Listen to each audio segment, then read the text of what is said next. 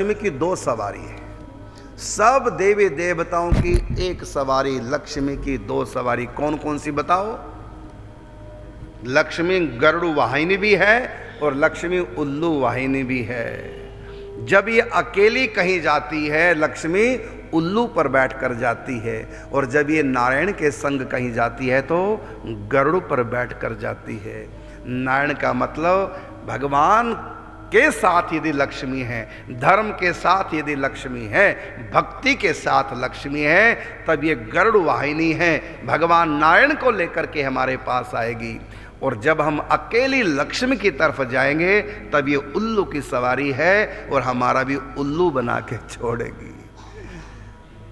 तो भक्ति भावना में जब लक्ष्मी खर्च होती है तब ये गरुड़ की सवारी, गरुड़ धर्म का प्रतीक है, ज्ञान का प्रतीक है। और उल्लू, उल्लू में किसको कहते हैं? जो अज्ञानी हो, कहते हैं मूर्ख कहीं का उल्लू।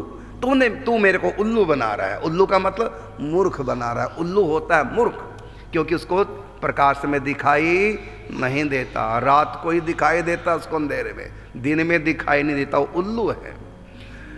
तो लक्ष्मी की सवारी उल्लू है। कब? जब वो अकेली होती है। इसलिए अकेली लक्ष्मी नारायण को भूल करके, भक्ति को भूल करके, धर्म को भूल करके जब हम केवल लक्ष्मी की तरफ जाते हैं तब ये माया का रूप हो जाती है। लेकिन हमारी जो माता है लक्ष्मी, जिसको माँ कहते हैं, वो है जो प्रभु के नारायण के चरणों में बैठी है। अकेली लक्ष्मी की आप उपासना करते हैं साल में एक दिन, दिवाली पे करते हैं लक्ष्मी की उपासना। वहां लक्ष्मी नारायण दोनों नहीं होते, केवल लक्ष्मी होती है। तो नारायण के बिना यदि लक्ष्मी है तो वो खतरे से खाली नहीं। इसलिए हमारे यहाँ लक्ष्मी का जब पूजन होता है, लक्ष्मी पूजन दिवाली पर, तो लक्ष्मी को अकेले नहीं रखते। तो वहां लक्ष्मी के साथ सरस्वती और गणेश जी होते हैं। अकेली क्यों नहीं? क्योंकि अकेली लक्ष्मी उल्लू बनाएगी। तो लक्ष्मी के साथ गणेश जी क्यों? क्योंकि गणेश जी हैं बुद्धि देने वाले। क्योंकि जब हम लक्ष्मी को बुलाएंगे अकेली को तो बुद्धि भ्रष्ट हो जाएगी। इसलिए बुद्धि भ्रष्ट ना हो लक्ष्मी को देख करके, तो गणेश जी का पूजन साथ है। और फिर लक्ष्मी सरस्वती का साथ में क्यों? सरस्वती है वाणी की देवी और विद्या की देवी, ज्ञान की देवी। तो ज्यादा संपत्ति आने से व्यक्ति अज्ञानी, भोगी हो जाता है, धर्म कर्म से दूर पड़ जाता है, बुद्धि भ्रष्ट हो जाती है, वाणी विकृत हो जाती है, वो विनम्रता उसकी चली जाती है, अहंकार की वाणी बोलता है। हमारी वाणी ना बिगड़े। लक्ष्मी के आने पर दो चीजें बिगड़ती हैं, एक तो बुद्धि और दूसरा वाणी। इसलिए लक्ष्मी का पूजन जब हम दिवाली पे करते हैं तो ऋषि मुनियों ने कहा अकेली लक्ष्मी का पूजन खतरे से खाली नहीं। तो हमारी वाणी ना बिगड़े, हम अहंकार की वाणी ना बोले। लक्ष्मी जब आ जाएगी तो अहंकारी व्यक्ति बन जाएगा। सबसे ज़्यादा नशा लक्ष्मी में है। तो अकेली लक्ष्मी आएगी तो व्यक्ति नशे में द्युत हो जाएगा। लक्ष्मी का इतना नशा है। इसलिए हमारी वाणी ना बिगड़े, सरस्वती की सेवा पूजा साथ में करो, और हमारी बुद्धि न बिगड़े तो दिवाली पे लक्ष्मी के साथ में गणेश जी को जरूर रखना।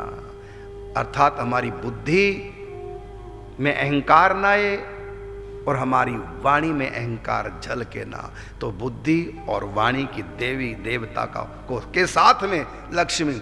हमारे यहाँ अकेली लक्ष्मी का उपासना हमारे यहाँ नहीं। चित्रों में देखो, और कई जगह गणेश जी और लक्ष्मी सरस्वती नहीं होती, नारायण भी नहीं होते, अकेली लक्ष्मी का भी चित्र मिल जाएगा। लेकिन आपने देखा होगा जहाँ भी अकेली लक्ष्मी का चित्र होगा वो धन की वर्षा करती होगी, लेकिन दोनों तरफ हाथी होते हैं, उसको गज लक्ष्मी बोलते हैं। और हाथी का अर्थ सीधा सीधा है गणेश जी।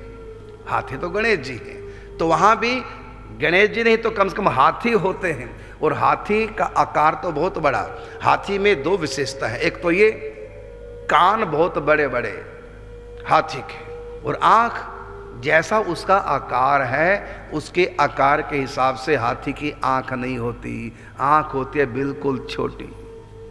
हाथी की आँख छोटी, मतलब लक्ष्मी यदि आ गई तो कम से कम हाथी से शिक्षा लो। एक तो सूक्ष्म दृष्टि रहे और कान बड़े रहे, अर्थात सुनो ज्यादा,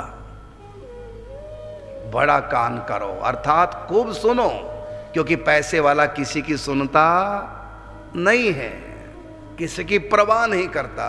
इसलिए पैसा आ जाए तो अपने कान बड़े रखना, इसलिए उसको गज लक्ष्मी कहते हैं। लक्ष्मी को गज बहुत प्रिय है, तो इसलिए हम हाथी की तरह कान बड़े, अर्थात खूब सुने, सुनाए कम सुने ज्यादा। सुनिए सबकी कहिए न कछु, रहिए इमिया भव बागर में, मिलिए सबसों दुर्भाव बिना, रहिए सतसंग उजागर।